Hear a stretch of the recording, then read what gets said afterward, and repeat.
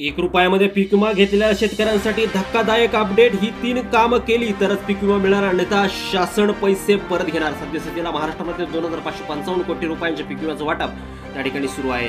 ही 3 कामं केली तरच उर्वरित शेतकऱ्यांचा पीक विमा जमा होणार। मुख्यमंत्री आणि कृषी मंत्री यांच्या शेतकऱ्यांना सूचना। 2022, 2023 आणि 2024 अशा 3ही वर्षांचा पीक विमा ही 3 कामं केल्यानंतर त्या ठिकाणी मिळणार।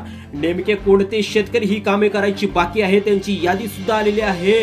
त्याचप्रमाणे सर्व शेतकरी वर्गामध्ये तणावाचं वातावरण त्या ठिकाणी निर्माण झालेलं आहे। ज्यांचा पीक विमा मंजूर आहे पण पैसे हे त्यांच्या अकाउंटमध्ये आले नाही, ही 3 कामं जर केली तर 1 तासात पैसे त्यांच्या अकाउंटमध्ये त्या ठिकाणी जमा होणार आहे।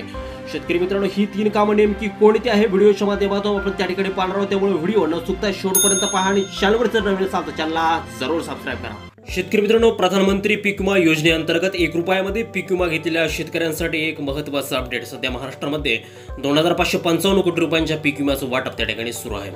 शेतकरी मित्रांनो, महाराष्ट्रामधील 23 जिल्ह्यांमध्ये हे वाटप सुरू असताना यामध्ये विदर्भ झालं, मराठवाडा, पश्चिम महाराष्ट्र आणि मध्य महाराष्ट्र यामधील जिल्ह्यांचा याच्यामध्ये समावेश आहे। शेतकरी मित्रांनो, आपल्याला बऱ्याचशा शेतकऱ्यांच्या त्या ठिकाणी कमेंट येत आहेत की आमचा पीक विमा हा मंजूर आहे पण आमच्या खात्यामध्ये अजून त्या ठिकाणी जमा झालेला आहे। नेमकं असं काय करावं लागेल की हा जो पीक विमा आहे हा 24 तासाच्या आतमध्ये खात्यावरती त्या ठिकाणी जमा होईल।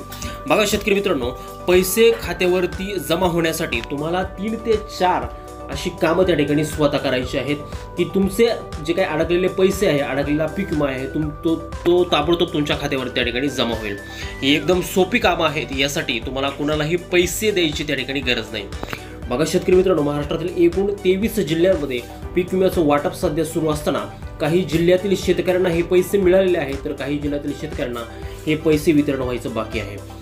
शेतकरी मित्रांनो, काही ठिकाणी असं झालंय की शेजारी शेत असताना देखील एका शेतकऱ्याला त्या ठिकाणी पैसे भेटले तर दुसऱ्या शेतकऱ्याला पीक विम्याचे पैसे भेटले नाहीत। आता असं असताना देखील याच्यामध्ये तुम्हाला नेमकं 2 ते 3 कामं त्या ठिकाणी करायची त्या शेतकऱ्यांना की जेणेकरून ते अडकलेले जे काय पैसे आहेत ते तुम्हाला 1 तासाच्या आतमध्ये तुमच्या अकाउंटवर त्या ठिकाणी घेऊन जातील।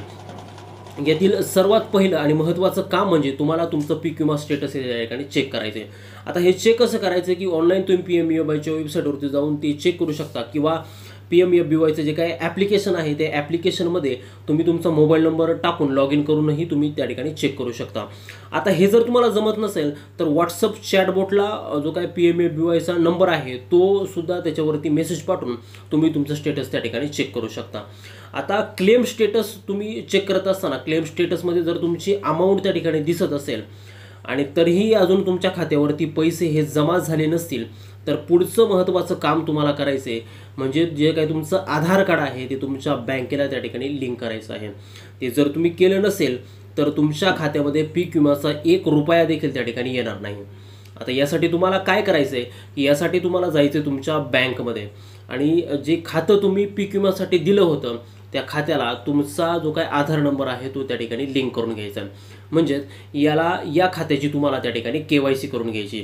आता हे काम केल्याच्या नंतर 2 ते 3 तासामध्ये तुम्हाला तुमचे पीक विम्याचे पैसे तुमच्या खात्यावरती त्या ठिकाणी जमा होतील। बँक अकाउंट सुद्धा आधार कार्डशी लिंक आहे तरीही सुद्धा तुमचे पैसे जर आले नसतील तर हे तिसरं महत्त्वाचं काम तुम्हाला त्या ठिकाणी आवश्यक आहे। तिसरं महत्त्वाचं काम हे तुम्हाला करून घ्यायचं आहे। आता तिसरं महत्त्वाचं काम म्हणजे तुमचं खातं NPCI DBT सिस्टीममध्ये ॲक्टिवेट आहे की नाही ते तुम्हाला चेक करणं गरजेचं आहे। हे खातं जर ॲक्टिव्ह जर नसेल ही सिस्टीम त्या ठिकाणी डिॲक्टिवेट जर झालेली असेल तर सरकारच्या कुठल्याच योजनेचे पैसे तुमच्या खात्यावरती येणार नाही। यामध्ये तुमचं एखाद्या योजनेचं अनुदान असेल, उदाहरणार्थ लाडक्या बहीण योजनेचे पैसे असतील, नुकसान भरपाई असेल किंवा तुमचा घरकुलाचा हप्ता असेल, याचे पैसे त्या ठिकाणी कुठलेच तुमच्या खात्यावरती जमा होणार नाही। त्यामुळं हे जे काय NPCI DBT अनेबल्ड हे तुमच्या सिस्टीममध्ये त्या ठिकाणी ॲक्टिव्ह करून घ्या जेणेकरून तुमचे पैसे त्या ठिकाणी तुम्हाला भेटून जातील। तर शेतकरी बंधूंनो, ही कामं जर तुम्ही पूर्ण जर केली तर तुमचा पीक विमा त्या ठिकाणी तुम्हाला भेटून जाईल किंवा ही कामं जर तुमची अपूर्ण जर असतील तर तुमचा पीक विमा मंजूर असून देखील तुमच्या खात्यावरती जमा होणार नाही, तो परत शासनाला जमा होईल। त्यामुळे ही कामं लवकरात लवकर पूर्ण करून घेणं तुम्हाला गरजेचं आहे, तरच तुमचा जो काही अडकलेला पीक विमा आहे तो पीक विमा तुमच्या खात्यामध्ये त्या ठिकाणी जमा होईल। दिलेली माहिती तुम्हाला उपयुक्त वाटली असेल तर शेतकरी मित्रांनो, व्हिडिओला एक लाईक नक्की करा। तुमच्या मित्रांपर्यंत ही माहिती त्या ठिकाणी लवकरात लवकर पोहोचवा। तुम्ही कोणत्या जिल्ह्यातून आपला व्हिडिओ पाहत आहे जिल्ह्याचं नाव कमेंट करायला विसरू नका. चॅनलवरती जर नवीन असाल तर चॅनलला सबस्क्राईब करा. भेटूयात पुढच्या एका नवीन व्हिडिओमध्ये एका नवीन माहितीचं. तोपर्यंत शेतकरी मित्रांनो धन्यवाद.